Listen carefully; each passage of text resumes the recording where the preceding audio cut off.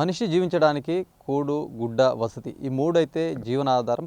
ఈ ఒకటి ఉంటే ఖచ్చితంగా ఎక్కడైనా బతికేయచ్చని చాలామంది అనుకుంటారు. ఈ నేపథ్యంలో మనం ఒక స్లమ్ ఏరియాకి వచ్చాము. ఆ స్లమ్ ఏరియా జీవిత పరిస్థితులు ఎట్లున్నాయో చూస్తే ఎవరికైనా అయ్యో అని అనిపించక మానదంటే అతిశయోక్తి కాదు. చాలా మట్టుకు ఏదైతే నిజామాబాద్ నగరంలోని గూపన్పల్లి దగ్గర ఉన్నటువంటి ఒక స్లమ్ ఏరియా, వాళ్ళ జీవిత పరిస్థితులు ఎట్లా ఉంటాయి, మరి చాలా వర్షానికి వస్తే వాళ్ళ పరిస్థితి చాలా దారుణంగా ఉంటాయి.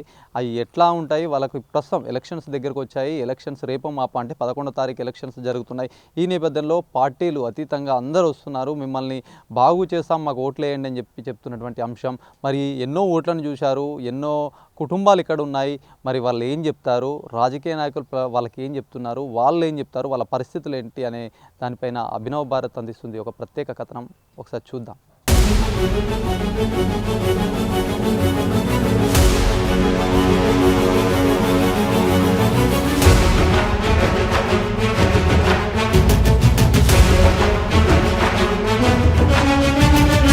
ఏదమ్మా మొత్తం ఇది గుడిశాంత తీస్తున్నారా, మరి ఏమైంది, ఎట్లా ఉంటున్నారు ఇక్కడ?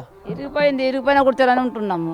ఇరిగిపోయిన గుడిచాల మన వాగ వచ్చింది కదా, వాగ వస్తే వాన పడి చీకిపోయిన 5 ఏళ్ళ నా కొడుకు చచ్చిపోయిన సంవత్సరంలో కూడా చేసుకున్నాను నేను. 10 నెలలు వేసుకున్నా, 11 నెలలు అయిన దినం చేసేది ఉండే సంవత్సరం మాస్కి ఇప్పేసి వేసుకున్న పాత కట్టెలతోటే. ఇది వర్షం బాగా పడ్డది, కూలిపోయింది. ఇంట్లోనే ఉంటున్నాం, పాములు తేళ్ళు వస్తున్నాయి అని ఇప్పేసి కట్టుకుంటున్నాం. మళ్ళీ కొత్త ఇట్లనే కడతారా, ఎట్లా కడతారు? గుడితోనే కడతాం, ఇవే కట్టెలతోటి. డబ్బులు లేవు కట్టేది, కొత్త కట్టెలు ఇవే కట్టెలతోటి కట్టేస్తాం. చిన్నగా కట్టుకొని ఉంటాం అప్పటిదాకా. ప్రచారంకి వస్తున్నారమ్మా లీడర్లు? వస్తున్నారు, ఇప్పుడు వచ్చిర్రు, పొద్దున్న వస్తున్నారు. చేతోళ్ళు వచ్చిర్రు కదా, వాళ్ళు కూడా అడిగిపోయినరు. చేపిస్తాం, మేము చేపిస్తాం, అందరు చేపిస్తాంటారు. మాకు కరెంట్ లేదు, రోడ్ లేదు, నీళ్ళ సౌకర్యం. ఆ బోరింగ్ ఒకటి, ఆ బోరింగ్ ఒకటి. ఆ ట్యాంకర్ వస్తుంది, ఆ 2 మూలలకు పోసిపోతుంది. మాకైతే ఏం లేదు. అంటే చేతి బోరే ఉందా ఇంకా? బోరే ఉంది అక్కడ, చేతి బోరే ఉంది. మా పరిస్థితి అవి నీళ్లు సరిపోకపోతే మన ట్యాంకర్లు వస్తాయి ఇక్కడ? ట్యాంకర్ అక్కడ రెండు జాగాలు వస్తాయి, ఇక్కడైతే రావు, కరెంట్ వైర్ చేయబట్టి ట్యాంకర్లు. ఎన్నేళ్ళ నుంచి ఉంటున్నారమ్మా ఇక్కడ? ఇప్పుడు లేదు అంటే 45 ఏళ్ళే. 40 ఏళ్ళ నుంచి? 40 ఏళ్ళ సందేశం. 40 ఏళ్ళ నుంచి ఇక్కడే ఉంటే మరి అప్పటి నుంచి మీకు ఇట్లా ఇండ్ల కోసం కానీ పోయిరా అధికారుల దగ్గరికి, నాయకుల దగ్గర పోయినా? మాకు ఇక్కడనే బతుకు ఇక్కడనే ఉంది. మేము పాసి పని చేసుకుంటాము, ఏదో ఒకటి కూలి చేసుకుంటాం. అడవిలలో ఇస్తే ఇక్కడ బతకాలా, ఎట్లా ఏం చేసి బతకాలా అని మాకు ఇక్కడనే కట్టిరంటే ఎవరు పట్టించుకోలేరు. ఎంతమంది పిల్లలమ్మా? నాకు 5 ఆడపిల్లలు, 2 మగ పిల్లలు. అయితే ఒక మగ పిల్లాడు చచ్చిపోయిండు, పెద్ద ఆయన, ఇంటికి పెద్ద ఆయన. ఆ బాబు ఆయన చనిపోయిండు. ఒక చిన్న బాబు ఉన్నాడు, ఇప్పుడు ఇద్దరు అటు పోయిండ్రు. ఏం చేస్తారు మీ ఆయన? మా ఆయనే పిచ్చోడు, తాగుతాడు, పని చేస్తాడు, తాగుతాడు, రోడ్ల పంటి వంటాడు, ఎప్పుడు వచ్చి ఇంట్లో వంటాడు, లొల్లి పెట్టుకుంటాడు. మా ఆయనకు జర దిమాకు లేదు. ఎన్ని కుటుంబాలు ఉంటాయమ్మా ఇక్కడ మొత్తం? ఎన్ని కుటుంబాలు అంటే ఉంటాయి 40-45 కుటుంబాలు అక్కడికి వెళ్ళి. అంటే ఇక్కడ స్టార్టింగ్ నుంచి అక్కడ వరకు అన్ని ఇదే వలసలు ఉంటాయి? ఇడికెళ్ళి అక్కడ వేరేది లాస్ట్ గుడిచే కాడికి వెళ్ళి ఇడికెళ్ళి ఉంటాయి 30-40. ఏమంటారమ్మా ఈ కాలనీ, ఈ గల్లీ కావచ్చు దగ్గరలో ఉందని, అసలు దీన్ని ఏమంటారు? దీన్నే శ్రీనగర్ కాలనీ అంటారు. శ్రీనగర్ కాలనీ అక్కడ సంఘంలో రాసి ఉంది కదా, శ్రీనగర్ కాలనీ అంటారు.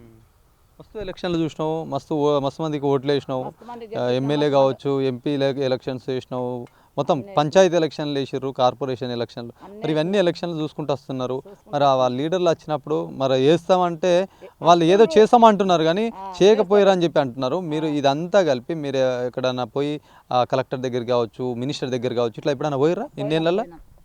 పోయి వచ్చినాం, ఎవరేం చేయరు. చేస్తామంటారు, చెయ్యరు.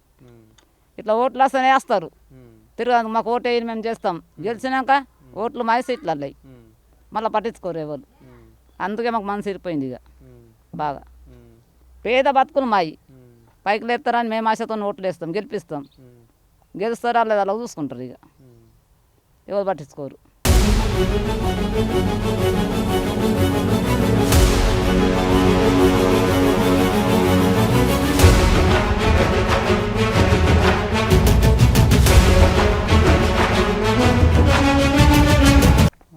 డబ్బాలాగా ఏరుకుంటూ ఉంటాం.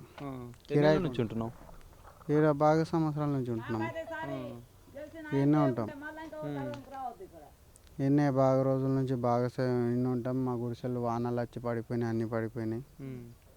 మాకు ఓట్లు వేస్తాం కానీ అన్ని చేస్తాం కానీ మాకు అంతగా తెలియదు. అట్లా ఏం పని చేస్తావు? డబ్బాలా? మేము కాయదాల డబ్బులు అవి ఏరుకుంటాం. మన ఏదో చెదకాయలు లేకుండా బతుకుతాం. మా పేద కుటుంబాలు, మాకు ఎవరు సాయం చేసేటోళ్ళు లేక. ఓటు హక్కు ఉందా నీకు? అమ్మ నాకు లేదన్న, నేను అంతగా చదువుకోలేదు, నాకు తెలియదు. మీ ఇంట్లో ఉన్నాయా? మా ఇంటి వాళ్ళకు ఉండొచ్చు.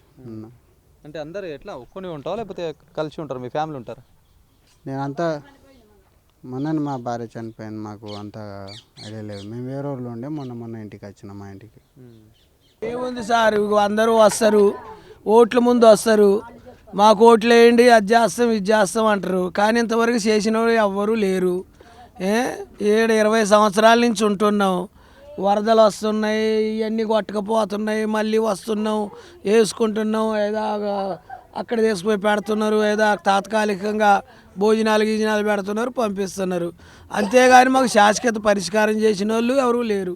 ఇందిరమ్మ ఇండ్లు అన్నారు, డబుల్ బెడ్రూమ్ ఇండ్లు అన్నారు, అవి ఇంత మటుకు నిజామాబాద్లో ఎవరికి ఇచ్చింది లేదు. ఇప్పుడు ఇందిరమ్మ ఇండ్లు అని రేవంత్ రెడ్డి గారు వచ్చిండ్రు, ఇందిరమ్మ ఇండ్లు అన్నాడు, అవి ఇంత మటుకు ఎవరు ఇచ్చింది లేదు. ఏ నాయకుడు వచ్చినా కూడా ఏదో తాత్కాలికంగా ఓట్లు అయిపోయిన దాకా వాళ్ళ పబ్బం గడుపుకోవడమే కానీ పేద ప్రజలకు పరిష్కారం చేసింది అయితే ఎవరూ లేరు ఇంతవరకు. మాకు ఇక్కడ ఉన్న వాళ్ళందరికీ ఏంటంటే ఒక పరిష్కారం కావాలని కోరుకుంటున్నాం. మేము అంతే, మాకు కావాల్సింది కోరుకుంటున్నాం కానీ మేమేమి బంగళాలు అడగటం లేదు, బిల్డింగ్లు అడగటం లేదు. ఇక్కడ ఉన్న సమస్యలు పరిష్కరించండి నాయకులను కోరుకుంటున్నాం. ఏ నాయకుడు చేస్తాడో ఆయనకి చేతులెత్తి మొక్కుతాం. ఎన్ని ఎలక్షన్స్ చూసారు మీరు ఇప్పటివరకు మీ దగ్గరలో? అంటే ఇక్కడ ఉన్నటువంటి ప్లేస్లో మీరు చాలా ఏళ్ళ నుంచి ఉంటున్నారంటగా, ఎన్ని ఎలక్షన్స్ మీ ముందర కనిపించాయి? ఎన్ని ఎలక్షన్ చూశారు? చంద్రబాబు నాయుడిని చూసినాం. తర్వాత చంద్రబాబు నాయుడు గారు ముఖ్యమంత్రి, ఎన్టీఆర్ 83లో ఎన్టీఆర్ ముఖ్యమంత్రి అయిన కాడి నుంచి మేము ఇక్కడే ఉన్నాం, నిజామాబాద్లోనే. ఎన్టీఆర్ ప్రభుత్వాన్ని చూసినాం, చంద్రబాబు నాయుడు ప్రభుత్వాన్ని చూసినాం, కోట్ల విజయభాస్కర్ రెడ్డి ప్రభుత్వాన్ని చూసినాం, టి అంజయ్ గారి ప్రభుత్వాన్ని చూసినాం, ఇవన్నీ చూసుకుంటూ వస్తున్నాం. తర్వాత వైఎస్ రాజశేఖర రెడ్డి గారి ప్రభుత్వాన్ని చూసినాం, తర్వాత మరలా కేసీఆర్ గారి ప్రభుత్వాన్ని చూసినాం, ఇప్పుడు రేవంత్ రెడ్డి గారి ప్రభుత్వాన్ని కూడా చూస్తున్నాం. ఇన్ని సంవత్సరాల నుంచి మేము 77లో నిజామాబాద్ వచ్చినాం. మేము 77 నుంచి నిజామాబాద్లోనే ఉంటున్నాం. ఇక 77 నుంచి వస్తున్న ప్రభుత్వాలన్నింటినీ చూస్తూనే ఉన్నాం కానీ ఎవరు మమ్మల్ని పట్టించుకున్న వాళ్ళు అయితే లేరు సార్. ఇది ఇక్కడ మా చరిత్ర. మాకు పరిష్కారం కావాలని కోరుకుంటున్నాం అంతే. వాళ్ళని ఇప్పుడు వస్తున్నారు, ప్రచారానికి కూడా వస్తున్నారు, వాళ్ళందరూ ఏమని చెప్తున్నారు? మీ బాధ ఏదైతుందో వాళ్ళు చెప్తే వాళ్ళు ఎట్లా రెస్పాండ్ అవుతున్నారు? ఇంకేమంటారు, చేస్తామని చెబుతున్నారు. మాకు ఓటు వేయండి, గెలిచిన తర్వాత చేస్తాం అంటున్నారు. ఇక ఓటు వేసిన తర్వాత గెలిచిన తర్వాత వాళ్ళు బిల్డింగులలో, మేము ఈ గుడిసెళ్ళల్లో. ఇప్పుడు మాకు మొక్కుతారు, తర్వాత వాళ్ళకు మొక్కిన మమ్మల్ని ఎవరు పట్టించుకోరు. ఇది జరుగుతుంది ఇక్కడ. 5 ఏళ్ళకి ఒకసారి వాళ్ళు వస్తారు, 5 ఏళ్ళు మీరు తిరుగుతారు. 5 ఏళ్ళు వాళ్ళు వస్తారు, అయ్యా బాబు అంటారు. 5 ఏళ్ళ తర్వాత మేమే అయ్యా బాబు అనుకుంటే వాళ్ళ చుట్టూ తిరగాలి. కనీసం మాకు ఇక్కడ వాటర్ పైపులు కూడా లేవు. వాటర్ కూడా మాకు ట్యాంకర్ కూడా రాదు. ఇక్కడ మాకు ఒక బోరింగ్ ఉంది. ఆ బోరింగ్ మళ్ళీ ఖరాబ్ అయిపోతే మళ్ళీ ఉరకాల మేము మున్సిపాలిటీ వాళ్ళ కాడికి ఉరకాల, వాళ్ళకి దండాలు పెట్టుకొని దాన్ని చేయించుకోవాలి. అంతే జరుగుతుంది కానీ కనీసం వాటర్ కూడా తాగటానికి ఇక్కడ వాటర్ కూడా లేదు. బోరింగ్ మీద మేము ఆధారపడి బతుకుతున్నాం. ముందు మాకు మెయిన్ వాటర్ కావాలి. ఈ రోడ్డు కొంచెం మంచిగా చేసిస్తే మాకు అదే చాలంటున్నాం. కరెంటు లేదు. ఇక చూస్తున్నారు కదండి మీరు, కరెంటు లేదు. రాత్రి ఎట్లా ఉంటారు మరి? ఎట్లా ఉంటాయి? ఇంకా రాత్రికి ఎట్లనే ఉంటుంది. దోమలు, రాత్రి దోమలు, పాములు కూడా కొట్టి ఎన్నోసార్లు మీడియాలో పెట్టినాం, సోషల్ మీడియాలలో పెట్టినాం. పాముల్ని చంపి ఇంతలా పాములు రాత్రి తిరుగుతూనే ఉంటాయి. ఇంక ఎట్లనే గడుస్తున్నాం. ఎట్లనే ఇప్పుడు నా వయసు 61 సంవత్సరం. నా వయసు కూడా అయిపోతుంది ఇక్కడికి వచ్చిన కాడి నుంచి. ఏమేం పనులు చేస్తారు మీరు ఇక్కడ? చాలా మంది ఉంటారు, 40 కుటుంబాలు. అంటే ఎలాంటి వృత్తి చేస్తారు? ఇక్కడ ఎక్కువ మంది ఇళ్లలో పని చేసుకుంటారు. ఇక కొంతమంది ఏమో కూలీ పనులు చేసుకుంటారు. ఇక కొంతమంది ఏమో చిన్న చిన్న బేరాలు, బిజినెస్లు చేసుకుంటుంటారు. మీరు చెప్పండి, అంటే ఎట్లా ఉంది మీకు? సమస్యలు ఎట్లా ఉన్నాయి మరి? మీకు పవర్ లేదు, కరెంటు లేదు, నీళ్లు లేదు, ఎట్లా ఉంటున్నారమ్మా ఇక్కడ? ఇక్కడ మాత్రం సార్ మాకు కరెంటు లేదు, నీళ్లు లేవు, రోడ్డు లేదు. అందరం పాములల్లో గుడిసెలు వేసుకున్నాం సార్. ఇప్పటి నుంచి కాదు, వరద వచ్చినప్పుడల్లా మా గుడిసెలు కొట్టకపోతున్నాయి. ఇల్లు ఇస్తామంటారు, కరెంట్లు ఇస్తానంటారు. మీరు ఓట్లు వేయండి, మేము మమ్మల్ని గెలిపియండి, మేము అన్నీ చేస్తామంటారు. ఒక్కరు కూడా మమ్మల్ని అదేది పట్టించుకోవటం లేదు సార్. ఇక్కడ కరెంట్లు లేవు, రోడ్లు లేవు, ఇల్లు ఇస్తానంటారు. ఆ వరద వచ్చినప్పుడల్లా తీసుకుపోయి స్కూల్లో పెడతారు కానీ, అన్నం పెడతారు కానీ ఏమీ పట్టించుకోరు సార్. ఇల్లు లేవు, ఇక్కడ కరెంట్లు లేవు, రోడ్లు లేవు. అదే మా పరిస్థితి. ఈ వెనక కనిపిస్తున్న ఇళ్ళన్నీ ఇప్పుడు మీరు ఉండేటేనా ఇవన్నీ? మేము ఉండేటి అవన్నీ వరద వచ్చినప్పుడు వరద వచ్చినప్పుడు ఇవన్నీ కొట్టకపోయినాయి, మొత్తం కొట్టకపోయినాయి. మళ్ళీ మేము వేసుకున్నాం ఇవన్నీ. గవర్నమెంట్ కూడా మాకేం సహాయం చేయలేదు. ఇగో మరి మీ గుడిసెలు కొట్టకపోయినాయి కదా, ఈ డబ్బులు ఇస్తాం, ఇది ఉంచుకోండి, ఏమన్నా వస్తువులు కానీ ఇక్కడ ఏం కొనియలేదు మాకు. మా కష్టసాధ్యతతోనే మా డబ్బులతోనే మేము చేసుకున్నాం అంతే. మాకెవరు కూడా సహాయం చేయలేదు. ఉన్నటువంటి సమస్యలు మీకు ఎంతోమంది వస్తున్నారు, ఎంతోమంది పోతున్నారు, ఏం చెప్తున్నారు మీకు? వస్తారయ్యా, వచ్చినప్పుడల్లా ఇక్కడ దాకా ఎక్కుతాయి ఇల్లు. అవి డేరా ఉందా, ఆ డేరా కాడ నుంచి మొత్తం ఇళ్ళల్లో నుంచి పోతుంటాయి. పోయినా కూడా పిల్లలలో నీళ్ళల్లో నుంచి ఉన్నా కూడా విలేకరులు వస్తారు, అందరూ వస్తారు. అయినా కూడా మమ్మల్ని పట్టించుకోరు. 4 రోజులు ఉంటారు, మళ్ళీ అక్కడ షాదీఖాన్ ఉంది, ఆ షాదీఖాన్లో పెడతారు, ఇంత అన్నం పెడతారు, మళ్ళీ తరుగుతారు ఇక్కడికి. కానీ నీళ్ళు వస్తే మాత్రం చిన్న ఇబ్బంది కాదయ్యా. కడుపులతో ఉన్నోళ్ళు, పిల్లతల్లు, వాళ్ళు వీళ్ళు అందరు కూడా నీళ్ళల్లో నుంచి నడుచుకుంటూ పోతారు. అయినా కూడా పట్టించుకోరు. కవిత కూడా వచ్చింది ఆ నీళ్ళల్లో నుంచి వచ్చి, కవిత ఉన్నప్పుడు వచ్చి మమ్మల్ని అసలు ఏమీ పట్టించుకుంటలేదు. కలెక్టర్లు మారుతున్నారు, అందరూ మారుతున్నారు, కానీ ఇక్కడ మాకు ఏది కూడా చేసేటట్టు లేదయ్యా. మాది ఏదంటే మాకు స్థలాలన్నా చూపిమానండి, లేకపోతే ఇల్లులన్నా ఎడన్నా ఖాళీ ఉంటే చూపించి దాంట్లో ఉండమానండి. ఇంకేదీ లేకుండా మమ్మల్ని ఈ వాగొడ్డులో ఉంటే ఎన్ని రోజులని ఉండాలి చెప్పు? మాకు కూడా ఒక పరిష్కారం చూపెట్టాలి కదా వాళ్ళు. ప్రతిసారి ఓట్లు వచ్చినప్పుడల్లా వస్తున్నారు, వేసుకుంటున్నారు, పోతున్నారు. ఇక ఏం లేదు. ఏం చెప్తారమ్మా ఇప్పుడు మీ ఎన్ని ఓట్లు ఉంటాయి, మీ అందరు కలిపి ఒకటి దగ్గర మాట్లాడతారా, లేకపోతే ఇండివిజువల్గా ఒక్కొక్క కుటుంబాన్ని కలిసి ఇట్లా మాకు ఓట్లు వేయండి అని అడుగుతారా? ఇంటికి వచ్చి ఒక్కొక్క కుటుంబాన్ని రచ్చరించుకుంటూ పోతారు. మాకు ఓట్లు వేయండి, మీకు చేతులు ఎత్తి నమస్కారం చేస్తాం, మేము గెలిచిన మనకో మీకు ఏది కావాలంటే అది చేసిస్తాం. రోడ్డు కావాలంటే రోడ్డు, బోరు కావాలంటే బోర్డు, ఏదైనా చేసిస్తారంటారు. తీరా ఓట్లు గిట్లు అయిపోయినాక వెళ్ళిపోతారు. ఎవరి దారిలో వాళ్ళు వెళ్ళిపోయి ఇంకా మా కాడికి రారు. ఇక వాళ్ళ ముచ్చట్లు వాళ్ళయ్యే చూసుకుంటుంటారు. ఒకటి చెప్పండి, అంటే ఇప్పుడు ఇట్లాంటి ఎవరైనా కొంతమంది వచ్చి ఇక్కడ ఉన్న తర్వాత మళ్ళీ ఇంకొంతమంది పిలుస్తారా? మీ కుటుంబాలు ఎట్లా ఇక్కడ వలస వచ్చాయి? ఎంతమంది? ఇప్పుడు 40 కుటుంబాలు అంటే వాళ్ళందరూ ఎట్లా వచ్చారు? మేమందరం ఫస్ట్ చాలా రోజులు అయ్యా వచ్చి, 20 సంవత్సరాలు అవుతుంది ఇక్కడ మేము గుడిచెలు వేచి. 20 సంవత్సరాల నుంచి కూడా ఇక్కడ ఎవ్వరు కూడా ఎటు పోలా, అందరి మేడే సెటిల్ అయిపోయినాం. కానీ మాకు ఇల్లులు చూపిస్తానంటున్నారు. ఒకసారి నాగారంలో చూపిస్తే అడవిలో చూపించారు. మేము పని చేసుకునే వాళ్ళం, బతికే వాళ్ళం, అడవిలలో చూపిస్తే ఎవరుంటారయ్యా? ఉండకనే పాపం బేరాలు చేసుకునే వాళ్ళు, పనులు చేసుకునే వాళ్ళం ఎడకొచ్చి పడ్డాం. ఆడ చూచింది ఉండలేక ఎప్పుడో 5-6 సంవత్సరాల కింద. అప్పుడు పెద్దోట్లు కూడా పడుతున్నాయి, అప్పుడు చూపించారు. మళ్ళీ అయ్యి ఏరే వాళ్ళకి ఇచ్చేసారు ఆ స్థలాలు. మా పేరు మీద డబుల్ బెడ్రూములు కూడా వచ్చినాయి, ఇక్కడ అందరి పేర్లు వచ్చినాయి. వచ్చి కూడా మళ్ళీ నోటీసులు పంపించి మీకు గుడిసెలు లేపేయాలి, డబుల్ బెడ్రూములకి పెట్టినాం. మేము పెడితే మా పేర్లు వచ్చినాయి. పేర్లు వచ్చినాక నోటీసులు పంపించి మీరు ఎక్కడ వెళ్ళారు మరి వచ్చినప్పుడు? మీరు ఎక్కడికి వెళ్ళారు? ఇక్కడ రోడ్డు అవతల ఆఫీస్ కాడ పెట్టిండ్రు, గవర్నమెంట్ ఆఫీస్ కాడ పెడితే మేమందరం పోయినాం. మా పేర్లు వచ్చినాయి, లిస్టులో వచ్చింది. లిస్టులో వచ్చినాక తర్వాత ఒక నెల అయినాక మాకు నోటీసులు పంపిండ్రు, ఏడకి మీరు గుడిసెలన్నీ లేపేయాలని. డబుల్ బెడ్రూమ్ ఉండొచ్చు కదా మరి మీకు? ఎప్పుడు ఇచ్చిర్రయ్యా? ఇయ్యలేదయ్యా, చూపిస్తలేదు. అడవిలో చూపిస్తామని అన్నారు ఒకసారి, అన్నారు కానీ అది ఎప్పుడో సంగతి, అది పోయింది కూడా.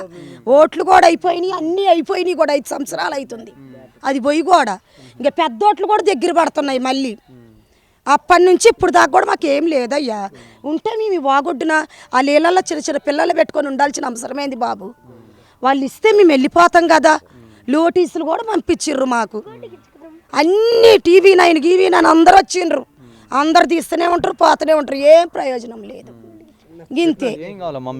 మాకు రోడ్లు కావాలి, కరెంట్లు కావాలి, నీళ్లు కావాలి, ముఖ్యంగా మాకు ఇక్కడ స్థలాలు కావాలి. ఎక్కడైనా చూపిని మాకు స్థలాలన్నా ఇల్లులన్నా కావాలి. ఇక్కడ ఉండలేము సార్. ఎట్లయినా ఇక వరద వచ్చినప్పుడు ఇవన్నీ నిండిపోతాయి నీళ్ళు. వచ్చినప్పుడల్లా ఆడు తీసుకెళ్తారు, ఏదో కళ్యాణ మండపము వాటిల్లో తీసుకెళ్ళి ఒక 4-5 రోజులు ఉంచుతారు. మళ్ళీ మీరు ఆడుంటే ఉండండి, లేకపోతే ఎటన్నా వెళ్ళిపోండి అంటారు. ఇక మళ్ళీ వచ్చి ఏడ గుడిసెలు వేసుకొని ఉంటాం సారు. ఎప్పుడు చూడు ఇదే పరిస్థితి. మీకు డబుల్ బెడ్రూమ్లు వచ్చినాయి అన్నారు. వస్తే ఇక కేసీఆర్ ప్రభుత్వాలు ఫస్ట్ వచ్చినప్పుడు మీకు డబుల్ బెడ్రూమ్లు వచ్చినాకనే మరి వచ్చినాయి అంట కదా సార్ అక్కడ. అంటే అవి మాకే చాలవయ్యా, మీ కాడ వచ్చినాయి. మళ్ళీ వాళ్ళు అన్నారు. ఎట్లా గెలిచిన వాళ్ళంతా అట్లా చెప్పటం. ఇక నుంచే మేము పోలేకపోతున్నాం. ఒక్క 4 నెలలు 3 నెలలు కష్టమండి ఆడ. ఇక ఉత్తర రోజుల్లో చలికాలం కానీ ఈ ఎండలాకాలం కానీ మాకు ఏ ప్రాబ్లం ఉండదు ఆడ.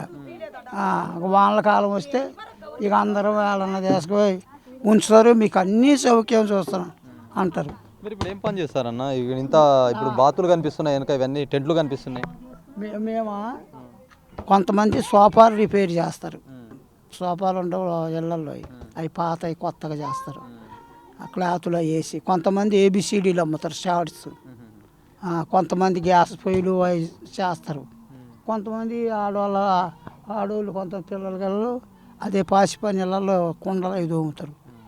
ఆ పని కొంతమంది చేస్తారు, పనులు చేసుకుంటారు ఆడవాళ్ళు. ఇక మగవాళ్ళు ఏబిసిడీలు, ఆ సోఫాల పని, గ్యాస్ పొయ్యిలు అవి చేస్తాం సార్. ఇక అంతే మేము.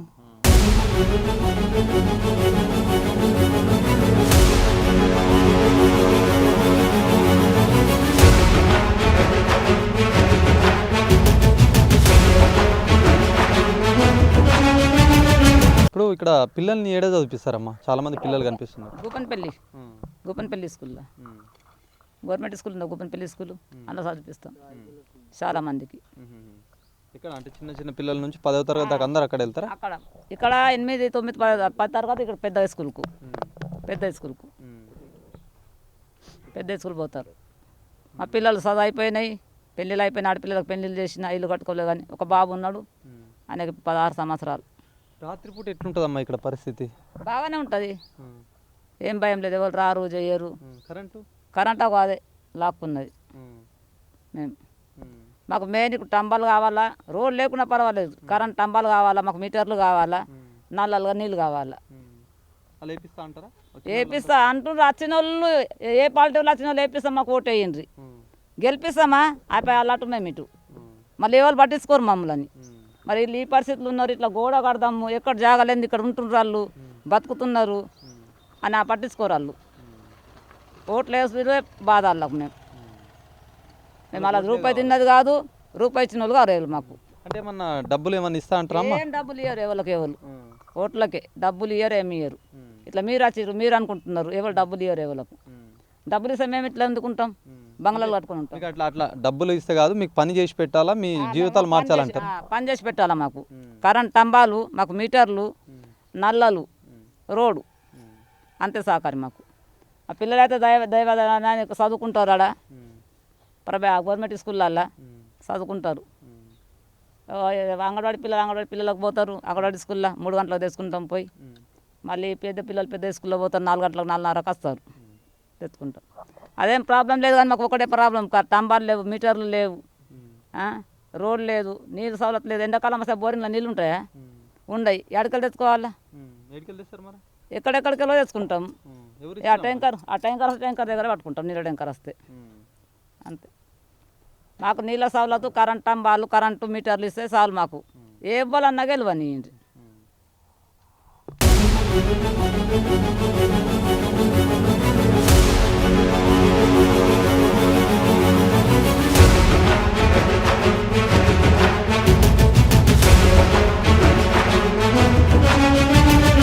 ఎన్నికలప్పుడు ఉండే హడావిడి, ఎన్నికల తర్వాత ఏ నాయకులు తమ కాలనీకి వచ్చి తమ గోడు అసలు విన్నటువంటి పరిస్థితి ఇప్పటివరకు లేదని చెప్పి అయితే ఓటర్లు ఉన్నారో వాళ్ళు ఆవేదన వ్యక్తం చేస్తున్నారు. మాట్లాడదాం ఏం చెప్తారు.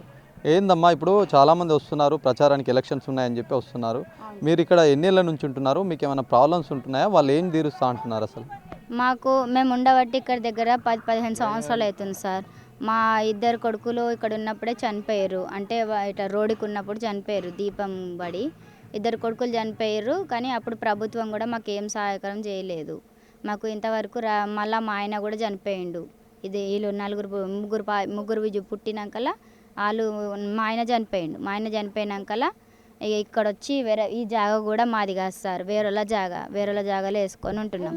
మాకు ఏ జాగా లేదు, రేషన్ కార్డు లేదు, ఇంతవరకు పింఛన్ కూడా లేదు, ఏమీ లేదు మాకు ఆధారం. ఓటు హక్కు ఉందమ్మా? మరి ఓటు హక్కు ఉంది సార్ మాకు. వేసినాం సార్, ఓటు వేసినాము. కానీ ఏం మాకు సాయం చేయలేదు సార్ ప్రభుత్వం నుంచి. మాకు ఈ ఆశం లేదు. ఇట్లా బతుకు తెరికి ఎన్నో ఇళ్ళ పని చేసుకుంటే ఇట్లా కాయిదాలు ఏరుకొని బ్రతుకుతున్నాం సార్. మాది పరిస్థితి ఇట్లున్నది. మాకు ఎంతవరకు రేషన్ కార్డ్ లేదు, పింఛన్ లేదు, ఏమీ లేదు. అంటే మీరు అప్లై చేసుకోలేదమ్మా? ఇప్పుడు చాలామందికి లబ్ధిదారులకు రేషన్ కార్డు మంజూరు చేసినామని చెప్పి గవర్నమెంట్ అది ప్రభుత్వం చెప్తుంది, పార్టీ నాయకులు సైతం చెప్తున్నారు. మరి మీరు అప్లికేషన్ ఇచ్చి మీ సేవలో చేయడం ఇట్లాంటివి ఏమైనా చేశారా? అట్లా చేసినాం సార్, చేసినా కానీ రాలేదు, మీ పేరు రాలేదు, ఏం రాలేదు అని అంటున్నారు సార్. ఇప్పుడు మళ్ళీ కొత్తగా అప్లికేషన్ పెట్టుకోనరా అని అంటున్నారు. ఎవరికైనా కలిసిరా? మా రాలేదు, మరి ఇట్లా ఉంది మా పరిస్థితి అని ఎవరైనా లీడర్ దగ్గరికి వెళ్ళి కలిసిరా మీరు? అట్లా ఏం కలవలేదు సార్. నాకు అంతగానం తిరగడం తెలియదు సార్. చిన్న బాబు ఉన్నాడు, ఎటు తిరగలేను, నేను తిరగలేక నేను ఉండిపోతున్నా సార్. మా అమ్మకైతే ఆధార్ కార్డు లేదు, ఎన్ని మీ సేవలు తిరిగినా కానీ ఆధార్ కార్డు చేస్తలేరు సార్. మా అమ్మకైతే, మా అమ్మకు అసలు మొత్తం మా నాన్న కూడా లేడు. నేను మా అమ్మ 4 పిల్లలం ఉంటాం సార్ మేము. దయచేసి మాకు ఏదన్నా రేషన్ కార్డు, ఇంత పింఛని, మా అమ్మకు ఆధార్ కార్డు, ఇంత జాగా ఏదన్నా మాకు ఇప్పించండి దయచేసి. ఏదన్నా మాకు ఏ డబ్బులు వద్దు, ఏమొద్దు సార్. మేము గవర్నమెంట్ తరపు నుంచి మేము అడుగుతున్నది ఇదే సార్, అంతే. ఇప్పుడు చాలామంది వస్తారు కదమ్మా ప్రచారానికి అని చెప్పేసి, పార్టీ వాళ్ళు వస్తున్నారు, లీడర్లు వస్తున్నారు. వాళ్ళు వచ్చినప్పుడు మీరు ఇట్లా ఏమైనా చెప్పారా? మరి మాకు ఇట్లా పరిస్థితి ఉందని చెప్తే వాళ్ళు ఏమంటున్నారు? చెప్పినాం సార్, చెప్తే కూడా అట్లా కూడా చెప్తే చేస్తామని అంటున్నారు, అంతే అంటున్నారు సార్. చెప్పండి అమ్మా, ఏంది పరిస్థితి, ఈ కాలనీ పరిస్థితి ఏంది, అసలు ఇక్కడ ఉంటున్న మీ పరిస్థితులు ఎట్లా ఉన్నాయి? కాలనీ పరిస్థితి ఏంటంటే సార్, ఇప్పుడు 20 years నుండి ఇదే జరుగుతుంది. లీగల్గా ఇప్పుడు మేమేమో అన్లీగల్గా ఉన్నామని గవర్నమెంట్ అంటుంది. మేము లీగల్ అని ఆలోచించలేదు, అన్లీగల్ అని ఆలోచించలేదు. కిరాయిలు కట్టలేని పరిస్థితులు మావి సార్. మేము ఇళ్ళల్లో పని చేస్తే కానీ మాకు వెళ్ళదు. ఎందుకంటే ఇక ఏదో కిరాయి లేదు అన్నట్టు ఇక్కడ వేసుకొని ఉన్నాం. మాకు ఇల్లు ఇస్తామన్నారు, అన్ని ఇస్తామన్నారు. వచ్చినప్పుడల్లా వరద వచ్చినప్పుడల్లా మాకు ఇదే చెప్తున్నారు సార్. 2 రోజులు వెళ్ళి అక్కడ పెడుతున్నారు, మమ్మల్ని తీసుకొచ్చి మళ్ళీ ఇక్కడే పడేస్తున్నారు. ఇక్కడ పడేస్తే దానివల్ల ఏంటంటే చాలా కష్టాలు ఎదుర్కొంటున్నాం. పాములు, తేలు చూస్తున్నారు కదా సార్, పరిస్థితి అంతా ఎట్లుంది. అట్లనే ఉంటున్నాం. ఎందుకంటే కిరాయిలు 3000 4000 కట్టుకొని కరెంటు బిల్లులు, నల్ల బిల్లులు అంటే మా వల్ల అయ్యే పరిస్థితులు కాదు. మాకు గవర్నమెంట్ ఏదన్నా దయదలిచి మాకు ఏదన్నా సాయం చేయాలని మేము అడుగుతున్నాం సార్. సరే మీరు ఇక్కడే ఉండంటే మాకు రోడ్డు సౌకర్యాలు, మాకు వాటర్ సౌకర్యాలు చేస్తే మేము దానికైనా మేము ఇక్కడే ఉంటాం సార్. ఏదో మాకు ఆర్థిక సాయం అందించమని అడుగుతున్నాం. మేము కొట్లాడట్లేదు, మేము ఆట చేయట్లేదు. అందరి దగ్గరికి వెళ్ళాము, ఆర్టీఓ దగ్గరికి వెళ్ళినాము, ఎంఆర్ఓ దగ్గరికి వెళ్ళినాము, కలెక్టర్ దగ్గరికి వెళ్ళినాము, ప్రతి ఒక్కరి దగ్గర, ఎమ్మెల్యేల కాడికి వెళ్ళినాను సార్. నేను నా దగ్గర అట్లయితే వాళ్ళు ఏమన్నారు? మీరు ఎన్ని ఏళ్ళ నుంచి ఇక్కడ ఉన్నారు? 20 years నుండి ఇక్కడే 20 ఇక్కడ ఉండబట్టి ఇక్కడ నా పిల్లలు పుట్టింది ఇక్కడ. ఇప్పుడు నా పిల్ల పెళ్లి కూడా అయిపోయింది ఇక్కడ. మరి ఏమంటున్నామ్మా, మీరు ఇప్పటికీ మీ జాగాలో మీకు ఇది మీ జాగా కాదు, మీరు ఎక్కడన్నా వెళ్ళిపోండి అని చెప్పారు సార్. వెళ్ళిపోమని చెప్తే మేమేమన్నాం, సరే వెళ్ళిపోతాం, మాకు ఎక్కడన్నా చూపించండి అయ్యా, మాకు ఇల్లు లేదు కదా అని అంటే మాకు నాగరంలో చూపించారు సార్. చూపిస్తే మేము అక్కడికి వెళ్తే వాళ్ళు ఏమన్నారంటే, అక్కడ పాత వాళ్ళు ఉన్నారు కదా, మా కరెంట్ బిల్లు ఉన్నాయి, మా పేర్ల మీద ఉన్నాయని వాళ్ళు చీపురు కట్టలు, చెప్పులు అవన్నీ ఎత్తుకొని వచ్చి మా మీదకి వచ్చేసారు. అక్కడ నుండి భయపడి మేము పరిగెత్తుకొచ్చి మళ్ళీ ఇక్కడే పడ్డాం సార్. ఎక్కడేసిన గొంగడు అక్కడే మా పరిస్థితి. మరి ఇక ఎక్కడ పోవాలి సార్, మీరే చెప్పండి మా పరిస్థితులు. అది జరిగేది, అది నీళ్ళు లేక ఒక 8 నెలలు నేను అక్కడైతే వాటర్ ట్యాంక్ దగ్గరికి వెళ్ళి తిరిగినాను, ఎక్కడెక్కడో తిరిగినాను. చిన్న పిల్లల్ని వేసుకొని తిరిగినాను సార్ నేను, తెలుసా. అందరూ ఎన్ని కుటుంబాలు ఉంటాయమ్మా ఇప్పుడు ఈ కాలనీలో? ఎన్ని కుటుంబాలు ఉంటాయి? కాలనీకి ఏమని అంటారు? మరి పేరేముంది? ఈ కాలనీకి పేరేం లేదు సార్, స్లమ్ ఏరియా అని అంతే పెట్టారు, పేరేం పెట్టలేదు. అక్కడ సైడ్ వాళ్ళు పెట్టుకున్నారు. ఇగో ఇప్పుడు సార్ మేము క్రిస్టియన్స్, మేమేమో కులతత్వం అని మేము అనట్లేదు, మేము అందరం ఒకటే అంటున్నాం, అందరూ ఒకటే అని మేము అంటున్నాం. ఇక ఎవరిది వాళ్ళు అనుకుంటున్నారు. మాకైతే ఇంతవరకు ఏది రాలేదు. ఇక్కడ మాకు ఇక్కడ 45 కుటుంబాలు ఈ సైడ్, మా సైడ్స్. వాళ్ళందరికీ కూడా 45 మందికి ఏం అంటే పట్టాలు కానీ ఇట్లాంటివి ఏం లేవు? ఏమీ లేవు, కరెంటు మీటర్ లేవు, ఏం లేవు, ఏ ఆధారాలు లేవు, ఏది లేదు. మేము ఎక్కడికి వెళ్ళి మీకు ఏం ఆధారం ఉందమ్మా చూపించండి అంటున్నాను. నేను కలెక్టర్కి ఇచ్చిన ప్రతి లెటర్ నా దగ్గర ఉంది. ఎవరెవరికి ఇచ్చినో ఈ లెటర్లు, ఎవరెవరి ద్వారా నేను వెళ్ళిన అందరికి ఇచ్చింది నా దగ్గర ఉన్నాయి సార్. కానీ ఎవరు ఏ సాయం చేయట్లేదు. చేస్తామంటారు, వస్తామంటారు, పట్టించుకోవట్లేదు సార్ మాకు. అది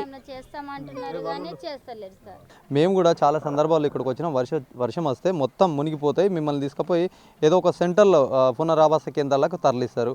అప్పుడు నాయకులు వస్తారు, అప్పుడు ఏం చెప్తారు? అసలు అప్పుడు ఏం చెప్తారంటే, ఈ మొన్న వర్షాకాలం కాక ఆ పై వర్షాకాలం సార్ మేము రోడ్డు మీద ధర్నా చేసినాం పిల్లల్ని పెట్టుకొని.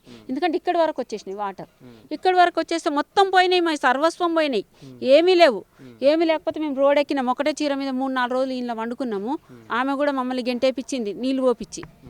కవిత వాళ్ళ మామదంటది, వాళ్ళు కూడా గెంటేసారు మమ్మల్ని. అక్కడ నుండి ఏం చేసినాం సార్, మళ్ళీ ఎక్కడ దిక్కులేక వాళ్ళ ఇళ్ళ తలదాసుకొని కొందరు అయితే వెళ్ళిపోయింది. ఇంక ఈ బాధ ఎన్ని రోజులు అని పడాలని వెళ్ళిపోయి అటు ఉంటున్నారు, మళ్ళీ వచ్చి వేసుకుంటున్నాం కిరాయిలు కట్టలేని బాధకి. ఇక మాది ఇది, మాకు ఎవ్వరు సాయం చేయలేదు. ఇది మా పరిస్థితి. ఇప్పుడు ఎవరైనా సాయం చేయాలని అనుకున్నా చేయొచ్చు, మేము అడుగుతున్నాం, సాయమే అడుగుతున్నాం, మేమేం కొట్లాడట్లేదు, ఎవరితో కొట్లాడట్లేదు. అది మాకు సాయం చేస్తామంటే ఈ అమ్మాయికి కూడా ప్రతి విషయంలో నేను, ఎందుకంటే సోషల్ వర్కర్గా చేస్తా, ఈ అమ్మాయికి అయితే వచ్చినప్పుడు ఏదీ లేదు, నేను ప్రతి ఒక్కరి దగ్గరికి వెళ్ళి ఈ అమ్మాయి పరిస్థితి ఇట్లా అని బియ్యం ఆర్థిక సాయంగా అన్నీ తీసుకొచ్చి ఇవ్వడం జరిగింది. అడగండి ఆ అమ్మాయిని, నేను చెప్పి. అమ్మా ఇప్పుడు ఇక్కడ ఇట్లాంటి పరిస్థితి ఉంది, ఎప్పుడు కరెంటు సరిగ్గా ఉండదు, వాటర్ ఫెసిలిటీస్, ఇట్లాంటి దీనమైన కాలనీ కావచ్చు, ఇట్లాంటి పరిస్థితుల్లో మరి మీరు ఇక్కడే ఎందుకుంటారు? ఇక్కడే ఎందుకుంటామంటే సార్, ఇప్పుడు నేను చెప్పాను కదా, కిరాయి కట్టుకోలేని పరిస్థితులు, ఎంటికలు అమ్ముకుంటారు, గిన్నెలు దోముకుంటారు. ఇక్కడ అయితే పెద్ద పెద్ద వాళ్ళు ఉన్నారు సార్, పనులు దొరుకుతాయి మాకు, గిన్నెలు దోముకోవడానికి, ఏదో చేసుకోవడానికి ఇక్కడైతే పనులు దొరుకుతాయి. అక్కడ వెళ్తే సరే, పొద్దున్న వెళ్తే రాత్రి 12, 8, 9, 12 గంటలు డ్యూటీ చేయాలి. ఆ 12 గంటలు డ్యూటీ చేస్తే ఆటోలు ఉండవు, అప్పుడు మాకు తీసుకొచ్చే వాళ్ళు ఎవరు సార్? చదువుకున్న వాళ్ళు ఇక్కడ ఎవరూ లేరు, అందరూ అన్ని చదువుకున్న వాళ్ళే ఉన్నారు. అలాంటి పరిస్థితులు మేము ఇక్కడ గిన్నెలు కడుక్కోను, హోటళ్ళలో పని చేసుకోను, ఏదో బతుకుతున్నాం. అది మా బాధ.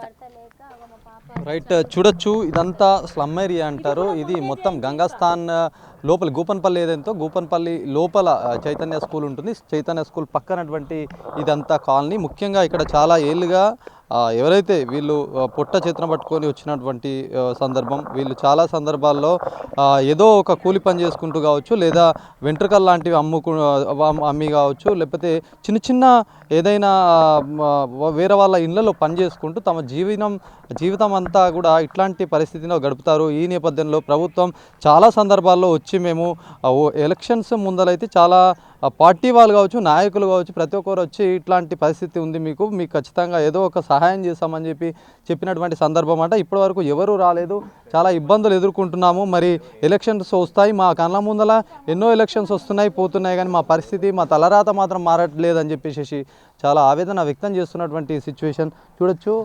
మొత్తానికి ఏదైతే పక్కన ఒక కాలువ ఉంటుంది, కాలువ పక్కకి ఇదంతా గుడిసెలు అని చెప్పచ్చు. ఈ గుడిసెల్లో చాలా ఏళ్ళుగా నివాసం ఉంటున్నారట. మరి వాళ్ళ జీవన పరిస్థితి చూస్తే చాలా బాధాకరమైనటువంటి పరిస్థితి. చిన్న చిన్న టెంట్లో వేసుకొని కావచ్చు, కట్టెలతో షెడ్ లాంటివి నిర్మించుకొని పరిస్థితి మాత్రం తినకున్నా కూడా ఏదో షెల్టర్ దొరికితే మేము జీవితం ఇట్లా కానిచ్చేస్తామన్నట్టుగా వాళ్ళు చెప్తున్నటువంటి పరిస్థితి. మాట్లాడదాం, మరికొందరు ఉన్నారు.